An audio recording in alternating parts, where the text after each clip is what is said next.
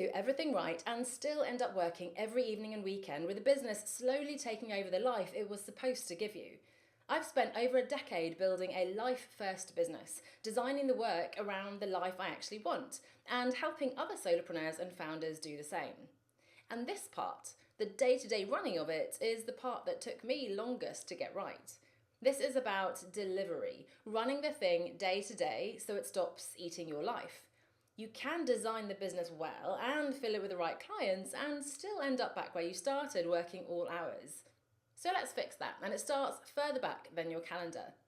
It starts with the season you're in, because there's no single right way to run your business. It depends on your life and your business right now, and that changes over time. Let me walk you through mine. When I started out, I was young and single and carefree. I did consulting, working long, intense hours, then travelled the world in the gaps between contracts. That worked because that was the season. Then I became a digital nomad, working wherever and whenever I wanted. Different season, different rhythm. Then I settled in London with my partner. A newborn came along and I was taking calls early in the morning or late at night, before and after my partner left for work. Then a toddler and a newborn, which is a different thing again. And then preschoolers, and now 2 at school. And these weren't just kids or no kids. Each one was a different micro season with different energy and different capacity. What worked in one would have broken me in another. I'm in a new season now, in fact. Both children are at school and a bit more independent. I'm sleeping well again, and my ambition is climbing back up. So my business is shifting to match. The point here is not to copy my week. It's to stop designing one perfect business for all time, and instead start designing for the season you're actually in, and to let it change when the season changes.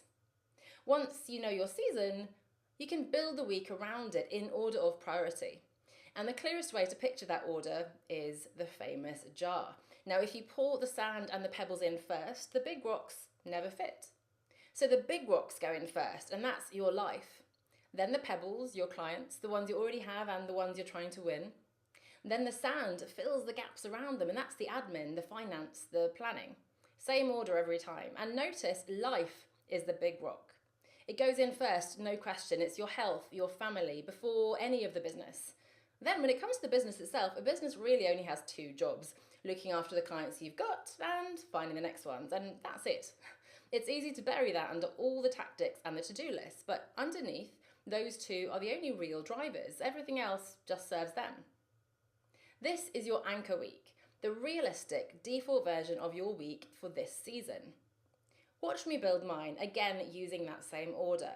Life first. For me, that's the school runs, my strength training early in the morning before the kids wake up, and a couple of runs across the week. There's a hard stop at the end of the day, and that one moves each term, depending on the kids' after school clubs and pickup times.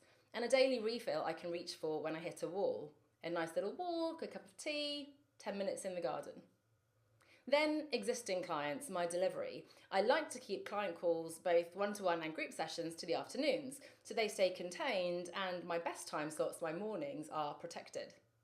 Then visibility, authority and sales, winning the next clients. I like my mornings for thinking and creating, so that could be content, recording, batching. Before that though, I make sure that I reply to messages and follow up with people. The key moves that will actually ensure momentum in the business. Then admin, finance, planning. Friday works for me as the day to pull all that together.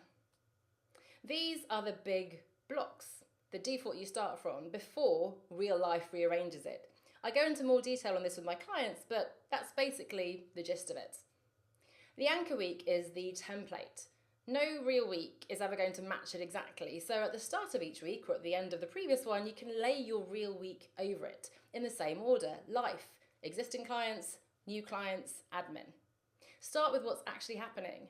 This week, say I've got an evening event I run at the local co-working space on the Thursday evening.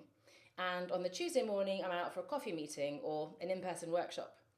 That Tuesday morning is usually my run, so okay, the run needs to move to another day. Then you set your targets for the week you've actually got. If the week's heavy on delivery, your visibility shrinks to following up and nurturing the people already in your world, rather than a big outreach push.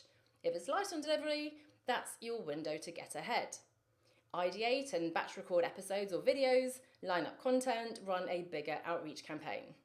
The week tells you what it can take, and you set the targets to match. And when the look ahead shows you a week that's a complete write-off, let's say 5 days of workshops, the kids are off school, or you wake up not feeling well, for me that might be a migraine, you shift to your minimum viable week. The 2 or 3 things that have to happen to keep the business moving, so you don't go fully silent and find the pipeline dry 3 weeks later. Usually that might be one touch to stay visible and a quick follow-up with your warmest leads. And if you're properly unwell, by the way, of course, don't work at all. Rest may well be the minimum viable week that week. Now, all of this is easier when you're not holding it up alone. Solopreneur doesn't have to mean solo.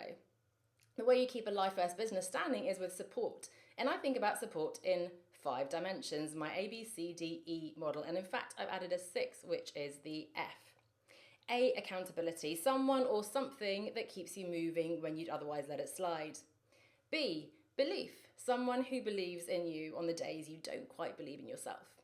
C, community, peers at your level who get it, so you're not doing this in isolation. D, disconnecting, the people and spaces with nothing to do with your business. It might be the friends who don't want to talk about funnels and launches, the off switch, the walk, the gardening, the nice cup of tea, live here too. E is for expertise, the mentor or coach who's been where you're going, someone who helps you see what you can't and make the better decision.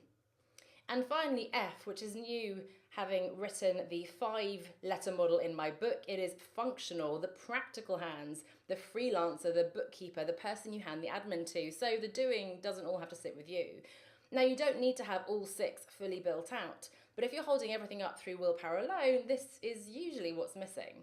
And that's actually the thinking behind Offscript, which is the community I run. It's a support system built on exactly this model. Accountability through a shared rhythm and check-ins. People in your corner for the days your belief dips. A room of peers for the community. Boundaries that protect your weekends and holidays so there's room to disconnect. My mentoring for the expertise. And on the functional side, encouraging you to bring in the admin or bookkeeping support that frees up your time and pointing you to the right people to help you do that. Now, the last piece is the protective layer, the things you say no to. And it works in the same 2 steps as the week. First, what you decide ahead of time, and then what you face in the moment. Ahead of time, you set your principles, the lines you decide once, so you don't have to decide them again every time. Let's say no calls on a Friday, no client work during the school holidays, whatever yours may be. Then you look ahead, and most of the time it is manageable. I'll see my daughter's Leavers show on the calendar far enough out to move a member's call around it. No big drama, because I can see it coming. But some decisions don't resolve that cleanly, and it's worth being honest about that. A few years back, across 2 different summers actually, I said yes to 2 big things. One was a big keynote at a conference, another was a full day offsite, both of which I led in August. Well paid, interesting work, and it was the right call at the time, even if I wouldn't make it again. Because one of them left me with a migraine, and both were a real squeeze against the kids' summer holidays and coming back from trips. They cost me more than the fee in the end, in the season that they landed in. So those are the hard ones, money versus meaning, a great opportunity versus the season you're actually in. I've learned to notice that trade-off up front while I can still choose. To be honest, whenever I've ended up resenting work, I can usually trace it back to a yes I gave while something in me hesitated, or to a push on price and scope right at the start. There's a whole way I work through those harder calls, more than we've got time for today, but it starts with admitting which decisions are real trade-offs and not pretending they're easy to make. So that's delivery. Build your week around your season, set it up as a template, then meet your real week each week and set targets it can take. Shift to the minimum viable when you need to. Put support and your no list around it. Now, you can know all of this and still not do it. At this stage of your business, you're clearly capable. That's never been in question. Doing it is just harder than knowing it. The pressure comes, you're slammed. The well-paid yes is right in front of you. The boundary is the easy thing to drop. That's where structure and support change what you actually do. Something around you that holds what matters in view and helps you make the right call when it counts. That's what Offscript is for. A room of experienced solopreneurs backing each other's decisions, calling out the boundaries that you might be letting slip, helping you hold to what matters when it counts. Doors are now open for the July intake and they close this Sunday. The link is in the description. And if this was useful, do subscribe. I'll keep sharing how to build a business that pays you properly without it taking over your life.